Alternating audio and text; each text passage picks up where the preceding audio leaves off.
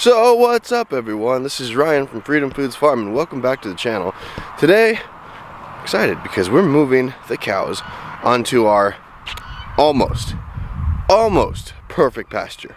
But first we got to make sure that they can't get out by closing up gates. And I will tell you this, the cows know when they're coming onto this pasture because it's their all-time favorite one and they get all kinds of excited. And you can tell that by looking at this. They are all ready to go. They are all ready to move. And it's actually really funny. They all wait. And they know when they're there in that pasture on the other side that they're coming over here, they get antsy. Let's do it. Let's see. Okay, wait. I gotta move this. Okay, wait. Will you wait a second? Will you just wait 1 second, huh? Ruby, can you move? Thank you. Okay, there you go. Hey, cows! Come on, cows, come on! Come on, cows! Look, there's not a right angle there. And they will move right in to the next pasture. They have no confusion because they know where they want to go. Come on, cows, come on! Hey, little Tex, you're doing good. That's Daphne's baby. She's named after my aunt. So I figured, hey, let's give her the chance to name the baby. And she named him Tex. So that's where little Tex comes from. Come on, cows, come on. Come on, cows. Uh-oh. Nugget doesn't know where he wants to go. Come on, little guy. Come on, you can figure it out. Let's go, come on. Follow the herd. It's okay, follow the herd. I know you don't want to go near me. Shoot, hang on. Come on. No. You can't go through. You can't go through there. You really can't go through. No. Stop. Okay? Come this way. This is my fault because I have this stake here for a reason, so the gate doesn't go like this. And I think he'll figure it out right about now. You figuring it out? Okay, you're smart. There we go. And look at this picture with the sun kind of in the background. That ridiculously green grass. So let's go through the pasture and I'll show you why it's almost perfect. Now, just to give a little bit of context, this pasture here was the best one when we moved here. So is all the improvements because of what we're doing? No, but it just enhanced them like tenfold.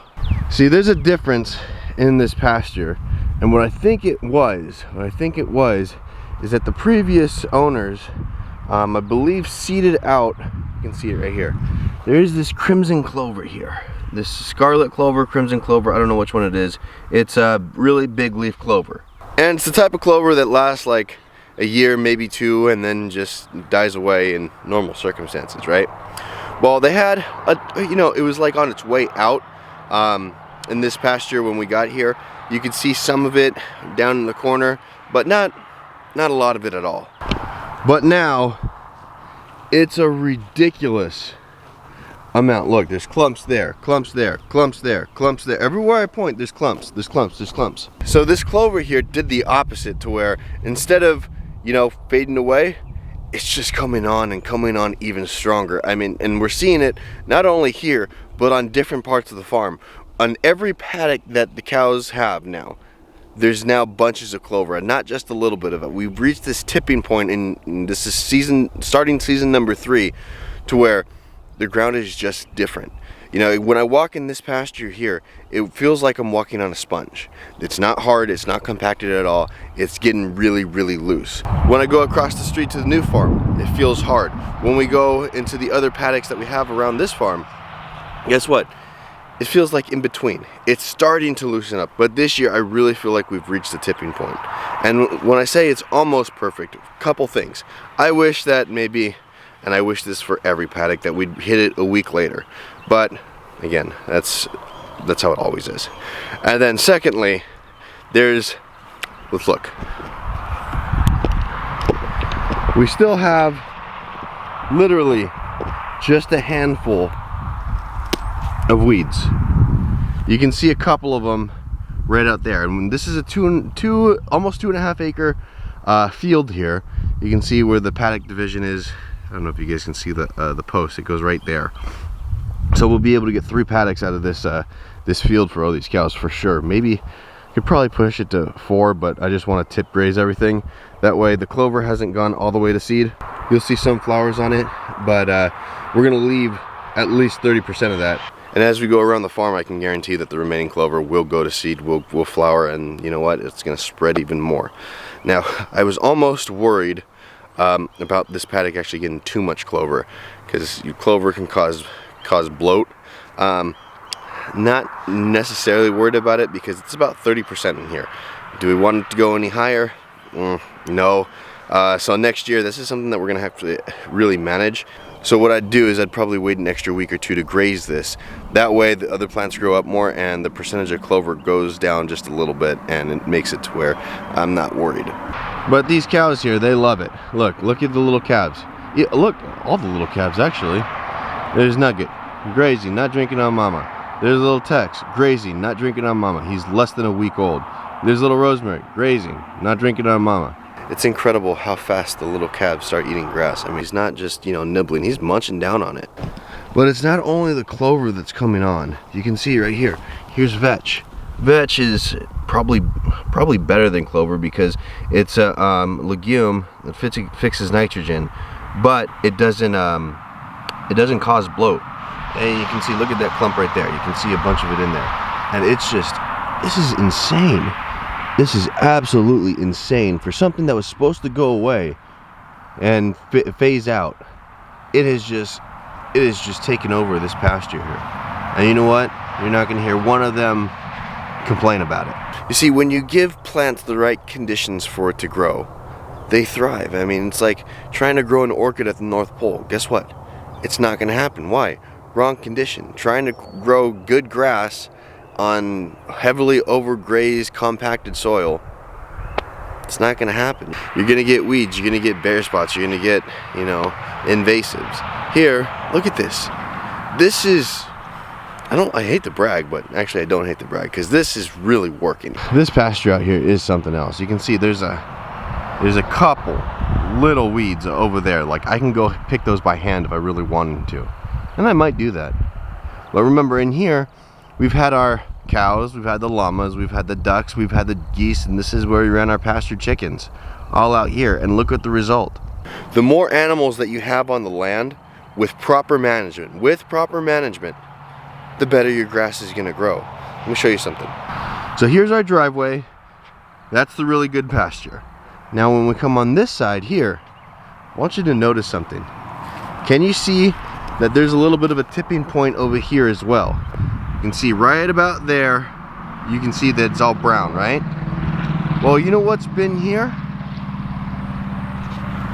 Those guys way out there. You see them? There's our ducks and there's our geese. We've rotated them around all this section. You can basically see exactly where it makes an outline of where they've been. The brown spots, they haven't been to. The green spots, and you can even see, like, there's some big darker patches right over here. That right in here, you can see kind of where their net was. A couple little bare spots still, but those will fill in with spring and everything coming in. But you can totally tell there's a gigantic, not just a small difference, but a gigantic difference. But the goal is to get that looking like that. Hopefully, I think it's a year behind. Would say it's a year behind, maybe 2 years behind tops. And if we can get the entire farm looking like this, do you know how much food we can grow here? The number of cows per acre will skyrocket, and with land prices going up like as crazy as they are, man, around here within the last year, they've quadrupled. So trying to get new land, that's a little bit difficult. You know what's a lot easier to do? Improve the land that you already have. Why? It's productive, it's cheaper, and you know what? You already have it. So the focus should be improving on what you have. That way, if you want to expand your herd and your grass is instead of going to buy or lease more land, you can just make yours a whole heck of a lot more productive. Because I would say on the farm, the first year we doubled production. The first year we doubled production, moving the cows every day, moving mob grazing. The second year, I think we kind of held steady because we had a drought. Now, most times when you have a drought, you kind of go backwards, and then it takes years and years and years to work back up to it. I would say that we held just about steady. This year, no drought, hopefully no drought. We get the whole farm looking like this. We're gonna continue to keep doing this, moving the cows every day, and I don't know how much better this can get. I think this can get maybe a little bit taller, but as far as better wise with pasture, you'll be hard pressed to find it get significantly better than this, I would think. Oh, look at that. Okay, this is cool too. You know, it's springtime. I didn't see those till now. See the birds? Those are called cattle egrets, or cattle birds in some places. I love those things. Why? Because they will follow the cows around, and they will pick all the flies off of them one by one. Sometimes out here we have, my gosh, there's been 300 following the herd. Sometimes they'll lay on top of them. They'll jump on top of a cow when they're laying down and just pick off all the birds. They'll pick off all the flies. And what they're doing right now is, because the grass is longer here than, you know, kind of everywhere else, as the cows walk, they kick up grasshoppers and disturb, you know, the bugs around them. So they get an easy meal. I get distracted by cool things, and that's one of the cool things, you know, that's wildlife that's working with our livestock. That's awesome. But back to my point, we're gonna keep doing this here, and then across the street, you see the highway there? Right, there we go, right there. See the highway there? On the other side, that's my dad's farm. And he got that in December, and we haven't really done anything to the farm. We've been working on the house, and that's all good to go now. So now, this next week, I'm probably gonna be across the street setting up a brand new farm. So that's just a little sneak peek of what's to come. And what's great is that, you know, all the mistakes that I've made over here, I'm not gonna make over there, and that one will get set up so much quicker, and it's gonna get rejuvenated so much faster. Hopefully we can cut it down by at least a few months, if not a year. And across the way, it's gonna be looking like this. We're gonna be working on the pond because there's some just issues with it. It needs to clear up, and we need to get some fish in there. And because over there has you know, a decent amount of forest, I'm probably gonna be doing some pigs over there in the very near future. I've already talked to a friend about getting some. Isn't that pretty sight? They've helped out a lot, because there's something around here in the summertime that's called Carolina horse nettle. The cows won't eat. They eat it, and they love it. They'll take off all the flowers, every single flower, every single leaf, and their mouths will look like that. Hi, buddy. You gonna come over and say hi? Believe it or not, they're the bosses around here. But that'll give you a little bit of a preview of what's to come and what we're doing here. And if you're not subscribed yet, hit that subscribe button down below so you can follow and see how we can transform a brand new farm into what we're doing here. And hopefully in a couple years we'll have that pasture looking like this one.